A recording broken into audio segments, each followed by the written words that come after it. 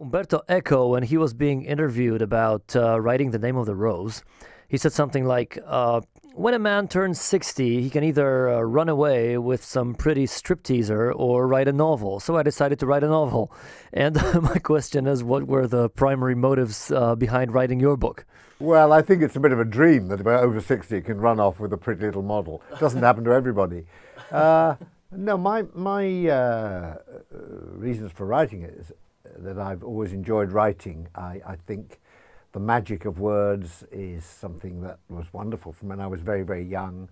I used to read stories written by other people. They took me, off into another world, and I still find reading an enormous pleasure.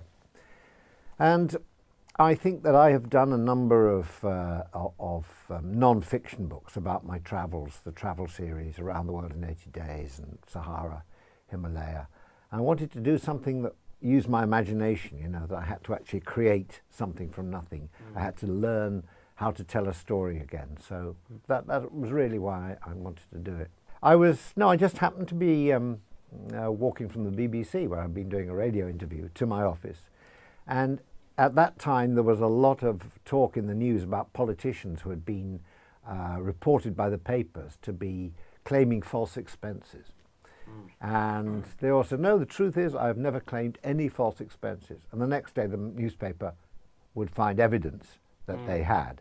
And so people say, oh, well, yes, well, that's it. So these people are using the word the truth so wildly and irresponsibly. I thought, well, I'd like to write a book about someone who tries to find out where there is a real truth, where he can pin down something that is good and right and decent and honest. And of course, it makes for a good sort of dark comedy, I think, really. In one of the interviews, you said, never meet your heroes. You might be disappointed. So the hero, Hamish Melville, turns out to be not as heroic as you might think. So is also the message of the book something like, nobody's a hero. Nobody's heroic to the end. Everybody's got their dark sides. Yeah. Well, everybody's complex. And I think there is a need for us all to have heroes. I've had heroes in my life. People are either great musicians or great sportsmen. And, their music is brilliant. The way they play sports is brilliant. That doesn't necessarily mean that everything they do in the rest of their life has to be heroic, and it usually isn't.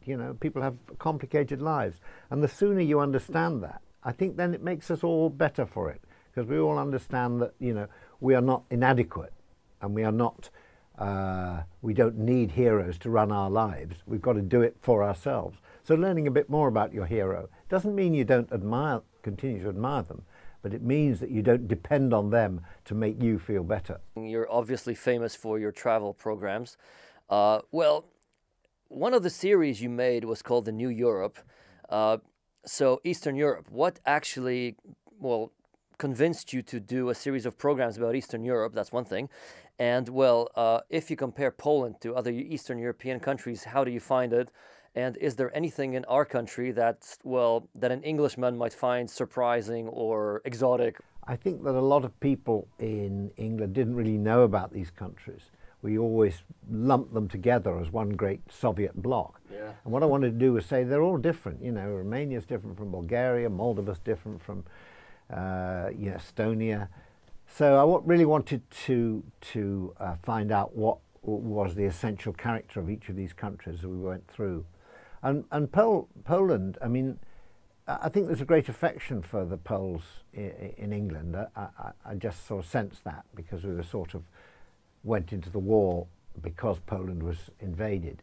And although the British, were perhaps bad in helping out at certain times, like the Warsaw Uprising, I think we still feel we're very much kind of allies in spirit. And I found coming through Poland a good sense of humour, which I found the ability to laugh at themselves, which is something they share with the English. Otherwise, I think it's just it's a remarkable country. The contrasts of the coast in the north and Gdansk and the Tatra Mountains in the south, I think would surprise people. I think people tend to think Poland very flat and quite boring, and it just isn't really. There are all sorts of, and Krakow's a wonderful city, and Warsaw's busy and vital and energetic. I think there's a lot of surprises here for English people.